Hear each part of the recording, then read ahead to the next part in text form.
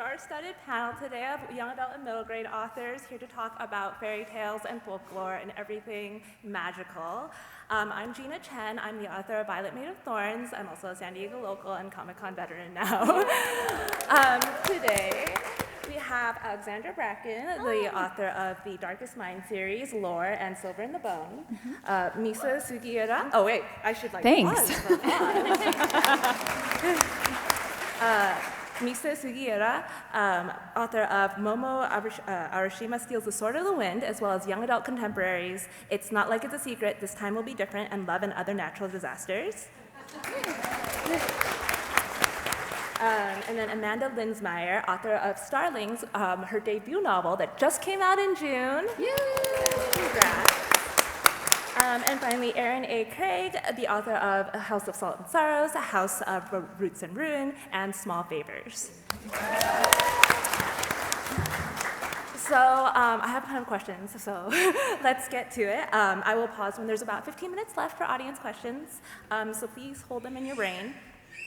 So we have a very wide range of authors on this panel today. They have stories that touch upon everything from Arthurian myth to Japanese folklore, Gothic horror, small town horror.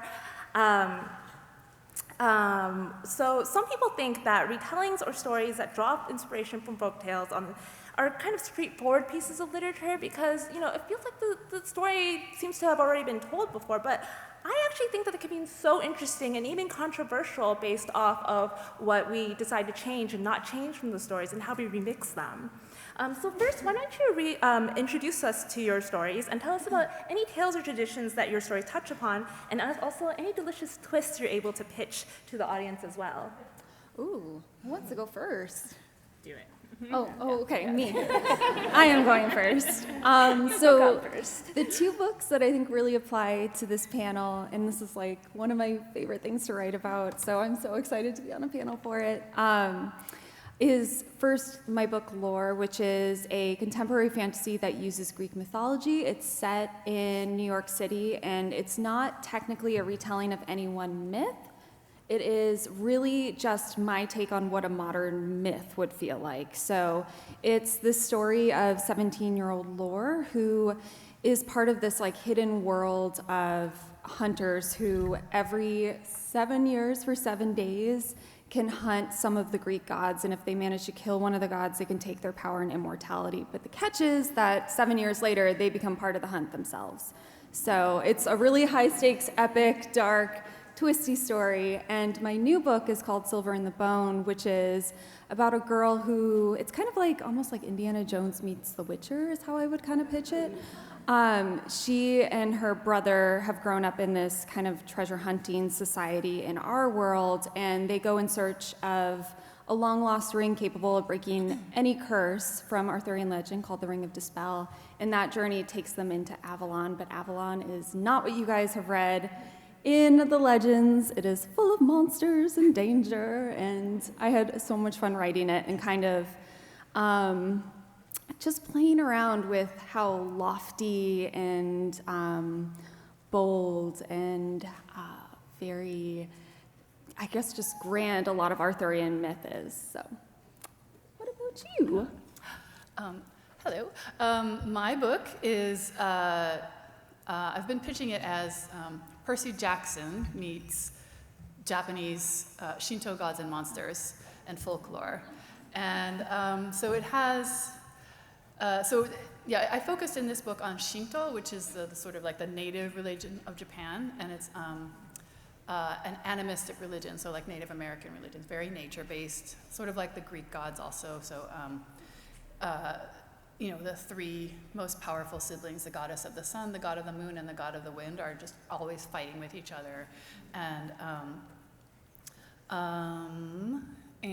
I mixed in a little bit of, there's some history, some samurai stuff, yokai, so some of you might be familiar with that term. It's like all the folklore and the monsters and the local legends, which stem from a variety of religions and just sort of folk traditions, and just toss this hapless young girl into that world.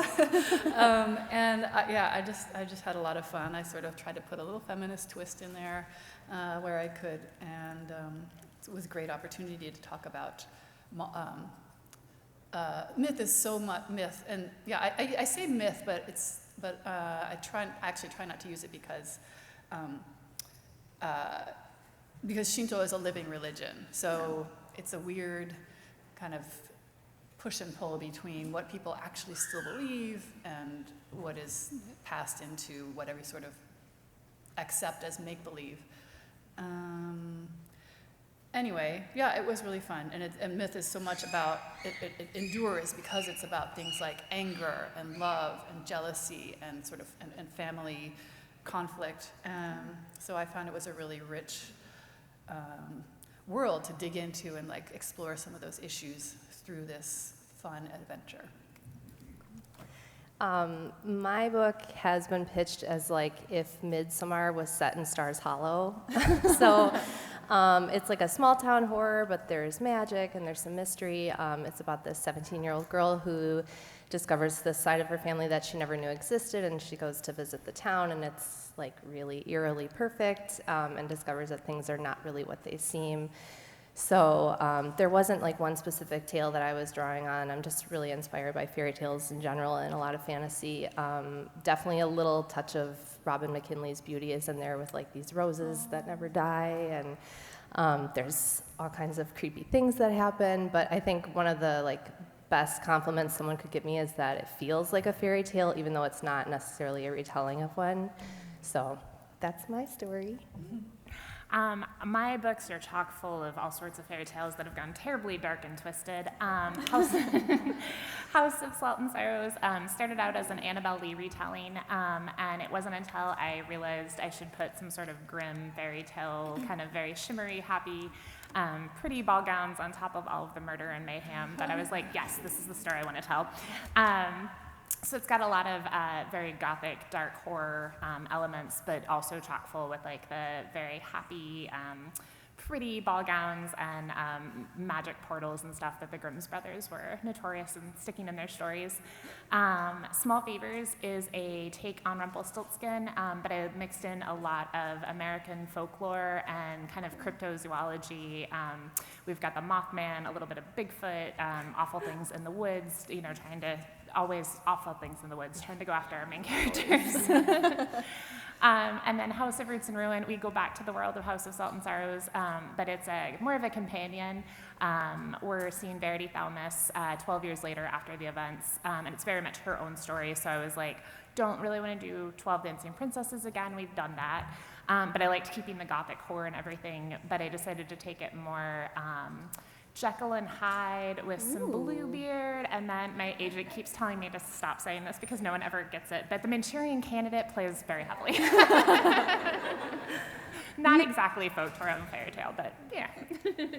You should definitely pitch Violet, too. Oh, well, if you don't know Violet, Made of Thorns is kind of like a Cinderella and Sleeping Beauty spin, but it kind of asks, what if, you know, the happily ever after you're supposed to have, what if it's set in an imperialist nation that, like, presents itself as good due to propaganda, like a nation I, you know, sometimes live in? So what if you kind of, like, don't want to end up as the ruler of that after all? And also, what if you're, like, the anti-heroine who's shoved into the Cinderella role, like, kicking and screaming, and you don't want to be there?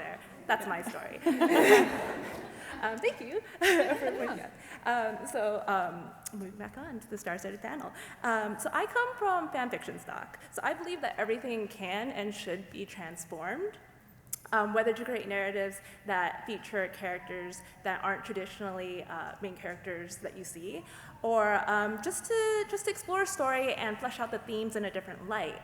And there's also a lot of care we have to take when writing stories based on myth that exists in the real world, as Misa pointed out, because a lot of these myths are rooted in cultures and maybe living religions, things that still deeply affect people's lives today. So what draws you to your respective inspirations, and what do you find most interesting about working with folklore and transforming it? Who wants to start this time? I'll go. So I get asked a lot why I keep doing retellings and stuff. I'm like, when are you going to start writing your own thing? But I think retellings are our way of interpreting stories and myths and stories and stuff that have been passed down from family and cultures across generations, and taking it and reinterpreting it in our own way and with our own context. Before I became a writer, I was a stage manager. I did primarily operas, and so there's many, many great contemporary operas that are still being created, so no disrespect to any opera composers out there in the audience right now. But there's a reason that we keep going back to Puccini and Verdi and Mozart, even though I can't stand Mozart.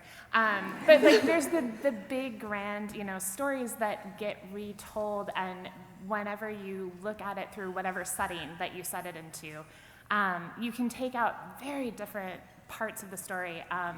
I've done Rigoletto. It's probably my most the opera I've done the most. And it's been wildly different settings. There was like a 1930s Great Depression one. One was set in like contemporary Italy. There's like a very traditional 15th century Italy. And the story is the same. Puccini and Verdi and everybody, they're not rewriting the lyrics for us, contextually with what's going on now. But sticking them into different worlds, you can draw out that. And I think that for me is very satisfying to take these truths and fairy tales that, we all know the stories, but depending on what version of Cinderella we, grew up telling and everything, seeing how we choose to interpret it, I think is really fascinating. It's fun to play with. It's really fun to do the research and figure out how you're going to change it up. Absolutely, and I think there's something so comforting about returning to a story that you've heard over and over and over, and even if it's told differently, like you said, you can recognize the same themes in it and similar. I think what you said about finding a way to retell it, a lot of fairy tales and stories that we've heard are very kind of dry. There's not a lot of information. So I love kind of filling in those gaps and being like, but why was this way? And can I figure out a reason why it was this way? And just kind of expanding on what's there and making it your own. And I think people just love to do that. If you get, I'm hungry. So if you get a chocolate chip cookie recipe, a lot of times people will try something new and add something like that. Some of the human experience is just taking something and making it your own. Especially stories that pass on through oral tradition, right? Because it doesn't have a whole novel. Sometimes you're just hearing a story from a friend who told it, especially in a small town setting. Right? Yes. I before the day or the year or the month I decided to become a writer, to write my first novel, I didn't have any ideas myself, so I don't know why I thought I was going to write a book, but I thought, well, I'm just going to teach myself to write first. I'm going to teach myself what a good story is, and so then I thought, well, like I was saying earlier, myths endure for a reason, or myths are those long-lasting stories. So I went to look for Japanese myths and stories to retell. I thought that would be a good starting place for me to learn how to make a story, how to build a character, how to look at those themes. And then I discovered that there are zero published in English. This is a while ago, so there are a couple more now. And so one reason that I wrote this story is to introduce some of those myths and stories and characters to American kids, and hopefully other kids around the world. And one of the things I have really, side note, even people in Japan actually don't really know a lot of these stories. And the reason is, I'm sorry for going on and on, but the reason is, I found out from my dad, is that, so they were written down, sort of transcribed for the first time in 700 CE, and were part of the culture. It was an oral tradition until then. And then after World War II, one of the central part of this story is that the goddess of the sun sort of divine right to rule, right? Gives the emperor the divine right to rule, and there's some symbols of that. And that has continued on through, and was considered to be one of the reasons why Japan thought it should take over Asia. And so Americans came in, occupied Japan, and sort of remade the government and everything. And in the process, because they saw this emperor as God thing as problematic, which it is. Let's not erase all the horrible things that Japan did in the name of the emperor, in China and in Korea. But they censored all of those original Shinto stories out of the curriculum. So my father has memories of like being given a big fat magic marker and sitting in class and like crossing out entire sections of his textbook or his whatever books that they were supposed to be reading in class. So my cousins didn't know the gods in this story, and or they knew one, Ebisu, which is the name of a beer. Wait, did they know the beer or did they know the god? They knew that there was a god associated with the beer, and he is a big god in Osaka, which is where they're from. So there's a big festival every year, but that's kind of all they knew about him. So anyway, it was really, really fun for me to research and then just build these larger-than-life characters for hopefully everybody to meet. Yeah. So I have this theory that, have you guys heard the term like horsebook girl? So I think that there is a whole group of us who are like Greek myth fairy tale girls who like just devoured Greek myths at like a very young age, and that ended up being like the gateway into the world of like other mythologies and folklore and fairy tales. Like I was very much a Greek myth girl. I was like, our mom's side of the family is Greek, and she gave us Delaire's Book of Greek Myths as like a gateway to starting to kind of like talk about that heritage. And I just remember being obsessed with those stories. I think my mom also forgot that a lot of the Greek myths are actually incredibly dark, like very dark, like parents eating children dark. But I was into that. I was like all about this. I love that in Greek mythology, the heroes were characters who could rise but also fall into disgrace and lose their heroic status. I love that the gods had these like they were just so petty all the time, like really just like bad gods, like not gods you would like really want to cross but also interact with, generally speaking. And I was just obsessed with this world, and it led me into more like fairy tale and folklore and legends like Arthuriana. And for me, what I really wanted to accomplish, like with lore and then with Silver and the Bone, was to explore areas of the mythology that I remember when I was a kid and I was discovering these stories for the first time, feeling very put out that there wasn't like a story for this thing I was interested in. And it was almost always like feeling the lack of female-driven stories within these different mythologies and legends, or like feeling like anytime a woman, for example, in Greek mythology expressed like any sort of like anger, any sort of jealousy, any sort of ambition, they were always like horrifically punished for it. So I wanted to really examine that. And then in Arthuriana, like the one thing I've never really understood is that a lot of these stories, like a lot of the older Arthuriana that make up the bulk of this tradition, they'll like kind of hint at what Avalon is like, and they're describing it as like this paradise with magic and priestesses, but no one wanted to write about it. Like there's barely anything kind of in the standard Arthuriana text about Avalon beyond a slightly undead king being sent there to like maybe sleep and maybe come back one day. So it was just a really fun way to like harken back to, I guess that's like a selfish storytelling, to like get back in touch with like the young Alex who was discovering these stories. But also, and this is something I think everybody has touched on, a lot of these stories linger because they have emotional or they have some sort of thematic resonance within our world. So lore, for example, is centered a lot on the idea of female rage and the power of that and how it gets suppressed. And that story was really born out of a lot of the discussions that were happening during the Me Too movement. That was like when that story was being brainstormed and written for the first time, for the first draft. And I remember reading so many really interesting essays about the symbol of Medusa, for example, being used for centuries as like this oppressive imagery for women being conquered, and then how now Medusa is this figure within mythology that's been kind of reclaimed as being more of a feminist symbol. And so like it's always so interesting to sort of like make the ancient story meet the modern world and to see how our society has or has not changed in that time. Are there good Greek gods? There are good Greek gods. Yeah. I mean, yes. We'll hold. Oh, okay. Like, there are a couple. Okay. I think. I'll remember to look that up. Yeah.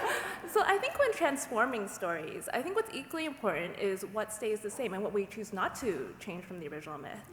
So when working with folklore or any existing media, how do you choose what to change and not change from the original canon? And do you think there are parts of a myth that are unalterable, like a core spirit to them, that if you changed it would like cease to be that myth? Like if Robin Hood were not stealing from the rich and giving to the poor, that person would not be Robin Hood. That's interesting. Can I jump in? So one central character, I guess, in my book is Susanoo, who I think there's a power in one of the anime out there that is called Susanoo, and he's the god of storms and the god of the sea, and he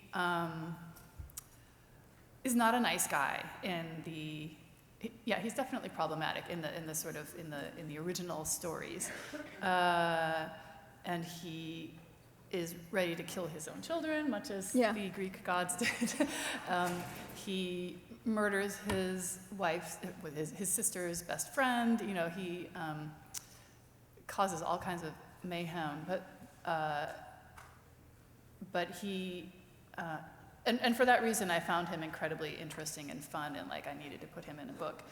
And I think the core characters of the gods I tried to keep the same. I transformed who he was. I made him into a has-been like metal hair band rocker guy because I had this image of those guys like trashing their hotel rooms.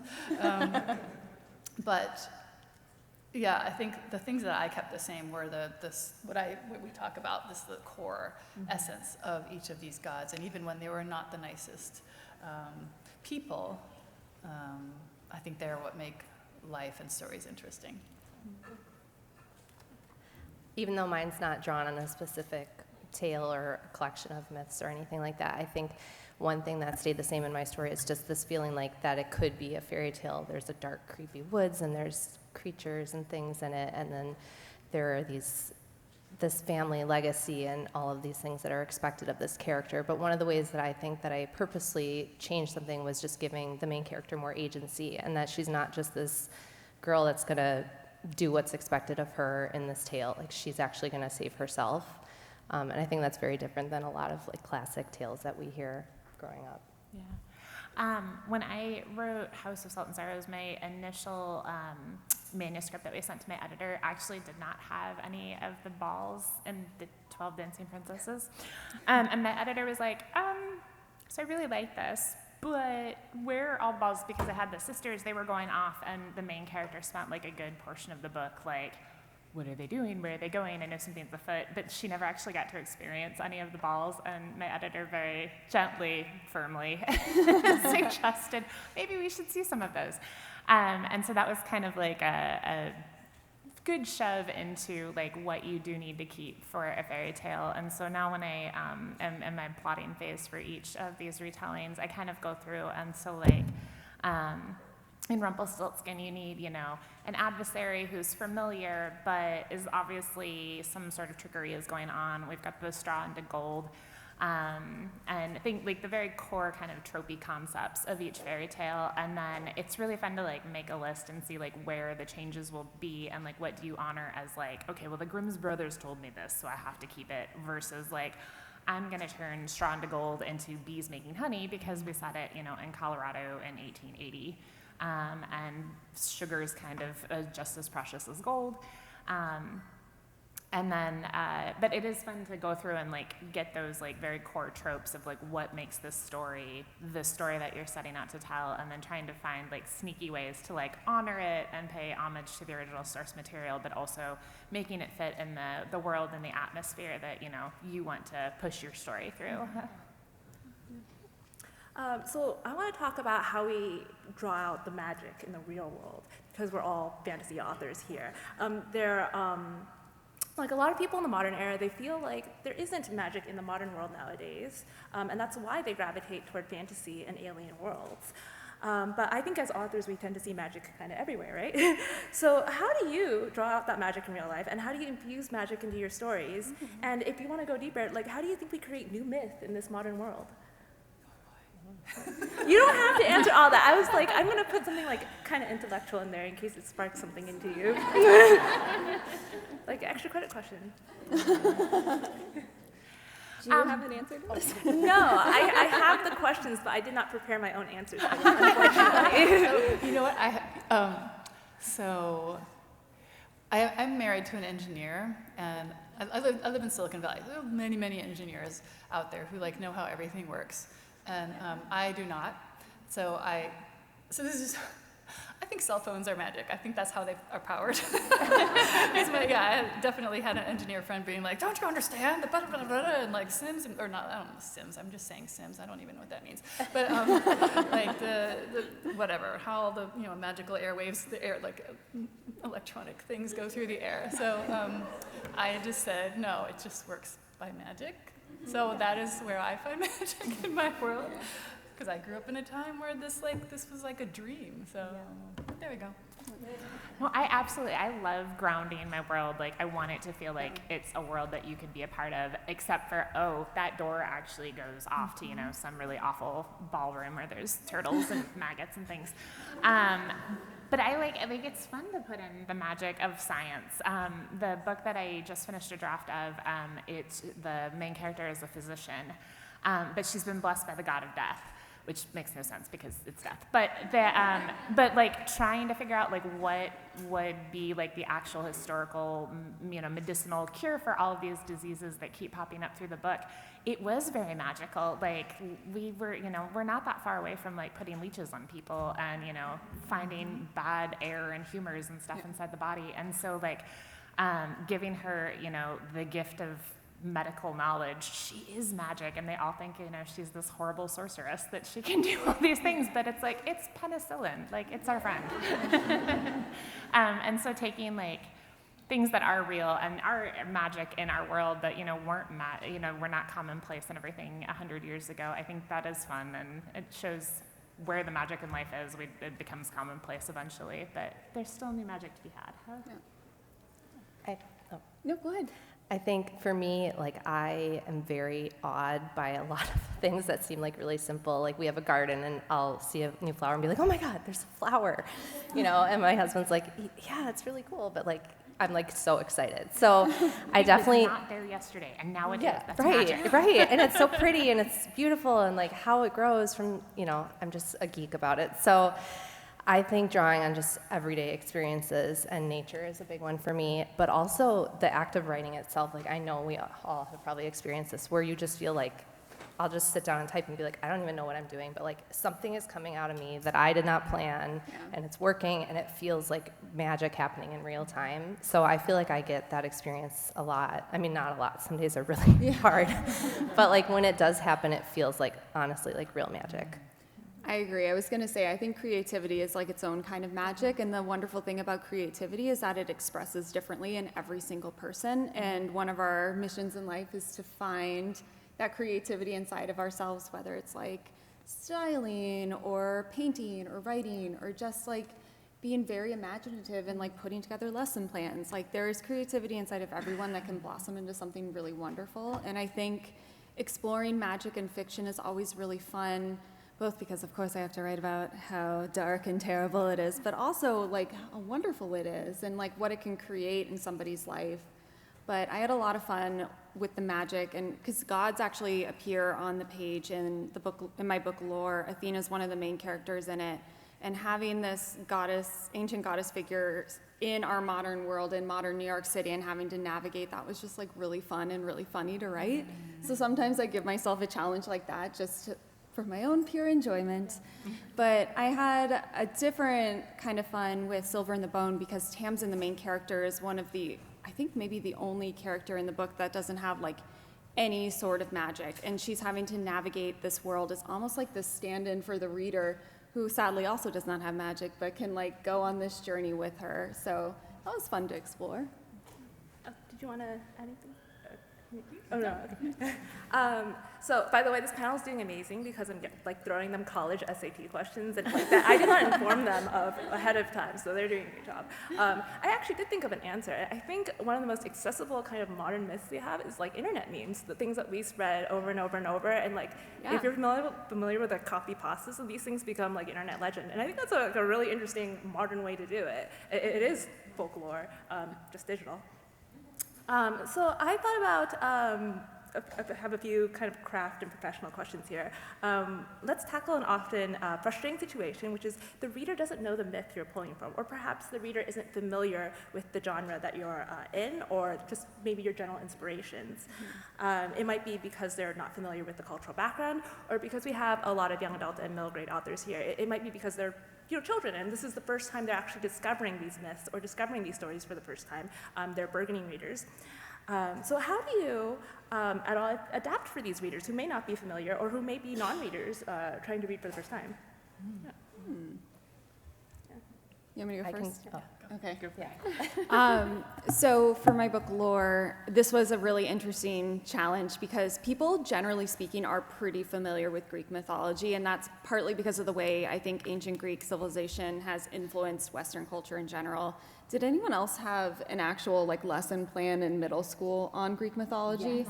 Yeah, so I was lucky in that sense with Lore that people had kind of this base knowledge, but I made sure to kind of build in levels of it. So if you were like a Greek mythology girl as a kid, you would get a very subtle little reference, but then it's also it is a challenge to balance having to explain who all of these ancient characters are and keep the story moving and make sure it's compelling enough. But I don't know, it's just such a fun and interesting challenge to give yourself. And also, I think my editor at various points of reading both Lore and Silver in the Bone were like, nobody's gonna care about this. So it's also making sure you rein yourself in a little bit and not get too deep into the weeds of any one mythology or group of legends that maybe a handful of people will appreciate, but also just making sure it's accessible enough that it's not completely overwhelming the reader as they're going through and enjoying your story. When I was doing House of Stars, when going through and trying to figure out what parts of it needed to stay for the story to be the story. I mean, one of the things is that the father knows these, the girls are sneaking off every night, and he has the big contest about whoever figures this out gets to marry my daughter. And I had set up, I was so proud of my little island society I'd set up, and I was like, the girls can rule if they inherit, and we don't care about primogeniture and all of this stuff. And then it was how do you stick that in and have this guy so anybody can marry my daughter, they get to inherit everything. And I had to write that scene a ton of times. And my editor, it was the same thing. We kept trying to it's not landing right, it doesn't feel right. So I just had him get really drunk. And I was like, this is uncharacteristic because he's so drunk. But it's a weird line to try to balance, and trying to introduce a lesser known fairy tale to new readers. You want to honor what came before you and everything, and get the story right to hopefully get them interested in reading the original stuff, but also keeping your stamp on it. It's a fine line to walk.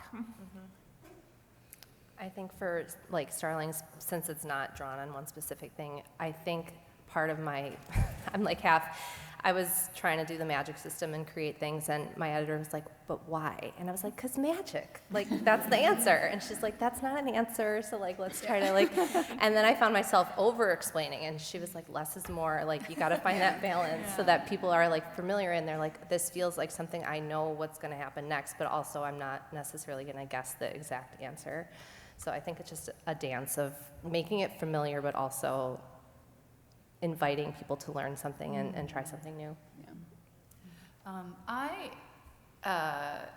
am very lucky in this respect because we have this girl who doesn't know a whole lot about the world that she has entered. So it's a portal fantasy. This modern girl enters the world of Japanese gods and monsters. So so in that sense, I was very lucky because we have Nico the fox here, who acts as so Momo and Danny are almost like the reader. They're going in there and they don't know what this monster is. They know a few of them, but not all of them. And we have Nico the fox. There's often an animal guide in these kinds of stories for this very purpose. And he is the guy who gets to say, oh no, like this is the centipede that is going to sting us all to death, as you might guess. Like a very bleak, what do you call it? The Dora the Explorer monkey? Yes. Just kind of like that. And again, also because this is middle grade and it's sort of like a Rick Riordan style book, we have this one fun glossary in the back, and I got to put my own sort of funny spin on all the things, all the stories. So as a writer of this kind of book, that was a wonderful bonus to have. Yeah. So I have more questions, but I actually am going to open it to audience questions now because we are running low on time. So does anyone have questions? Who's brave for enough? this? I'm brave enough. Yeah, you've accepted the challenge. Yes. I have a writing process question for all of you. I would love to hear what your revision process is like from the time you write the end on the very first draft to the day it shows up in the bookstore. Like, what happens in between when it's just you working on it? When do other people come in? What happens when it goes to your agent or editor? Like, what does that look like? That is a really good question because it's actually, I think, a lot more involved than people expect it to be. Just like the standard for pretty much all traditionally published authors is you finish your first draft. In theory, you have time to like revise it yourself and edit it yourself, or at least reread it before it goes to your agent. And well, let's say it's already been sold. So you have a manuscript, you send it to your editor. The editor comes back with a letter that is sort of like a sad sandwich is what I call it, because the letter always starts with like a short paragraph about how wonderful you are and how great the story's gonna be, and all of it's like stroking your hair. It's like all of the characters are Going to be. They jump off the page. Yeah, going to be being the key words there. And then the middle part is like everything the editor is suggesting that you fix or is asking you questions to help deepen the story. And then the last paragraph is, I know you can do it. Like, if I haven't already destroyed your spirit, go forth, good luck. They really do believe in you. Yeah, like they do believe in you and they believe in the work, otherwise they would not have acquired it. So then you edit it. Sometimes you do another big picture round of edits, big structural edits like that. And then after you're done with like the big picture stuff, you move on to line edits, which is getting down to the very like minute sentence level of your editor saying like, would the character really say this? And like, what if we did, like, what if you had, like, can you condense this description? I was like trying to think of a popular line edit in my manuscript. Can you condense this? And then after that, you go into copy edits, which is even more like very, very specific fact checking, grammar checking. And then you go to pass pages where you go through and do another round of copy edits, basically. So it's like many different rounds before it ends up on the bookshelves. And yet, you will all still find typos in all of our books. Yes. And like weird leftover sentences that like 10 people didn't catch. But do you guys like want to talk more specifically about like your actual revision process when you're revising on your own? Do you have like a quick? I see props. Yeah. I see props right here. So I just did a thing at a library the other day, so I happen to have these in my backpack, and this is the edit letter that I got for.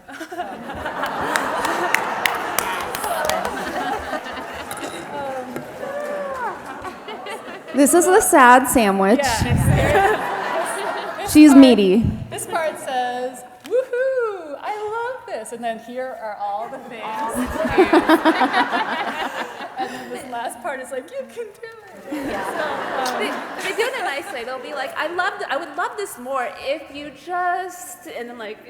Yeah. Yeah, so, and then this is one page, I brought this also. This is probably this is a very particular hard passage that I had to do, you can, so I don't know if you can see, it says boring here. This was me. Get like, thoughts on our editor. So that's part of I love my that process. so much. I just got my 14-page edit letter for my second book, so I feel that very much. But just to piggyback off of what you said and asked about when I'm revising before I send something to my agent or editor, I really rely on my critique partners just to get a little bit of outside feedback because I just feel so insecure just sending it in without some people that I trust taking a look at it and just pointing out things that I've missed. And so I definitely don't think I could do this without my beautiful critique partners. Oh, absolutely. I'm very lucky. My agent was an editor at Macmillan for 15 years before she became an agent. So like she and I, once we get to the point where like we've either sold the book or we've said, okay, this is the sample pages we're going to write. She and I will go back and forth a lot. My biggest like revision tip before like we get to like editor line edits and everything, if you don't know something, like when you're in the drafting phase, put like a big parenthesis and like insert really awesome name here or sexy time fun stuff here or whatever. And then when you get to the revision phase, all you have to do in Word is search for a parenthesis and it'll pull up all the things that past Erin totally left you out to dry with. But it helps, like, okay, these were obviously all the trouble spots that need stuff. But you can look for parentheses. It's great. Next question? Yeah, just a quick question. This was kind of touched on a little bit, but what happens when you want to make a change to a particular myth, but then your editor doesn't want because it's too different from the original? How do you handle things like that? I haven't had to deal with that yet. A lot of it... I think just because we are creating, the new story and everything. So far, knock on wood, they've been happy with all of the changes so far. Mm-hmm. I think it's also important to stress that like an editor can suggest changes, but you don't necessarily have to make those changes too. So if you really feel in your heart that this needs to stay true to a specific myth or a story or fairy tale, then like stick to your guns. Like you, in the end, know the story better than even your editor does. You know what message you're trying to convey with it and all of that. So if you feel like it's important, you aren't strong-armed into changing it unless it is like deeply problematic, and then you would probably do yourself a favor in listening to your editor. But that's a completely separate issue than I think what you're asking about. Yeah. I think it's not so much something that you hear from your editor, but maybe if you were a debut author trying to get your book out for the first time and you're trying to pitch your book a certain way, you might find more like resistance because you'd want to be able to pitch it as something familiar. That's usually how people want to do it. But it's not. I feel like it's not usually something you receive from your editor as a feedback. I did have the villain in this second book is a nine-tailed fox who transforms into a beautiful woman and marries powerful men and tricks them into doing horrible things. Love her already. And so my editor did say, that trope of the evil, powerful woman, beautiful woman, like, or the gold digger, can we at least unpack that? So she wasn't sure she wanted like that to be the. And this is why we hate her, because she's beautiful and she's powerful, so there was that you had. So I had to make sure to like really dig into how that might happen. That story or trope has come to be. So. Thank you. Thanks for your question. Thank you. I'm also Greek, so I love the NSFW parts of myths and fairy tales, the blood and the gore and the sexy, spicy stuff in parentheses. So I'm curious how you pick what age you're writing for. Have you ever gone into something and you suddenly realize, oh, this is way older than I meant it to be, or way younger? Do you think about that before you start writing? I've run into a couple things with mine because there are very, strong Gothic horror tropes that exist because Gothic horror, is its own trope. And so a lot of them are like the very young woman goes and marries the very old man and terrible things happen. And so for YA readers, maybe we don't need to discuss all the terrible things that happen. And having the young girl marry the old man is kind of icky in YA.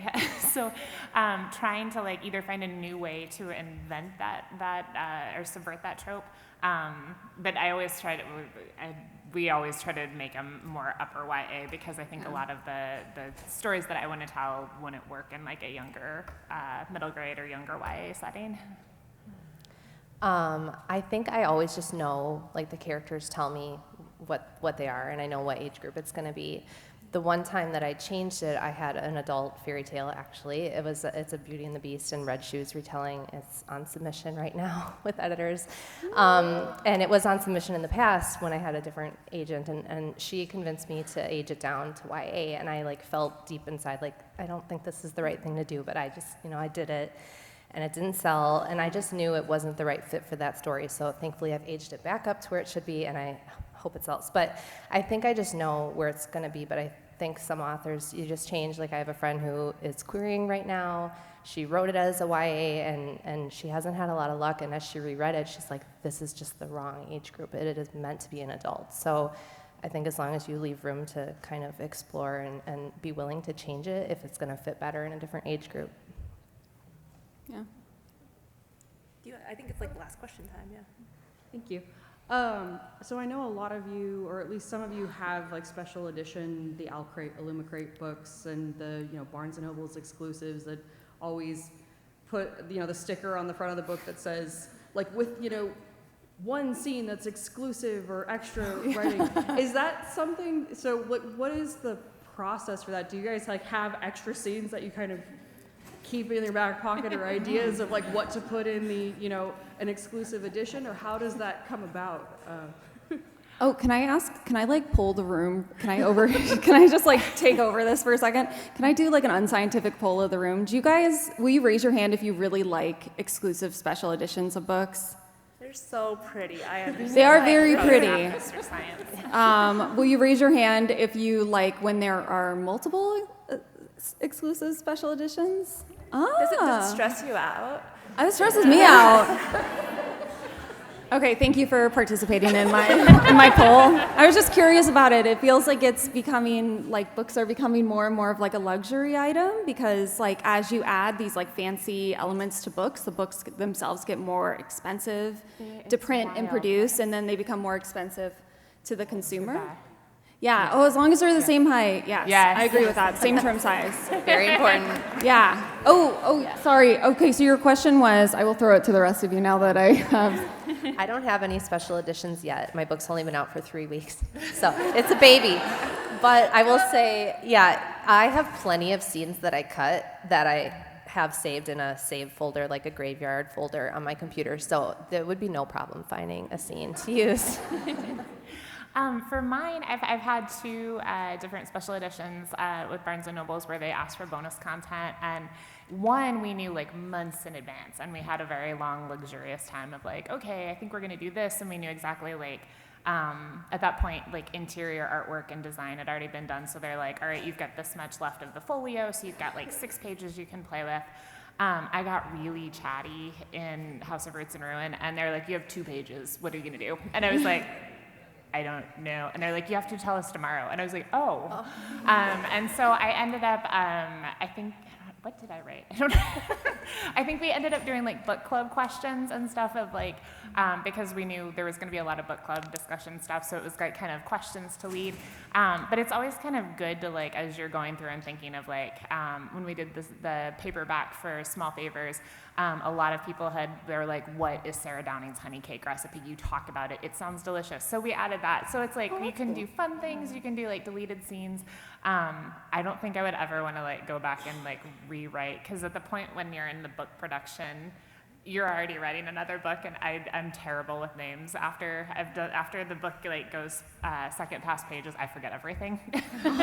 I'm so glad you said that, because I'm the same way. And sometimes people will be will you write this quote in the book? And I'm did I write this? It's why did I spell it this way? This is a dumb way to spell anything.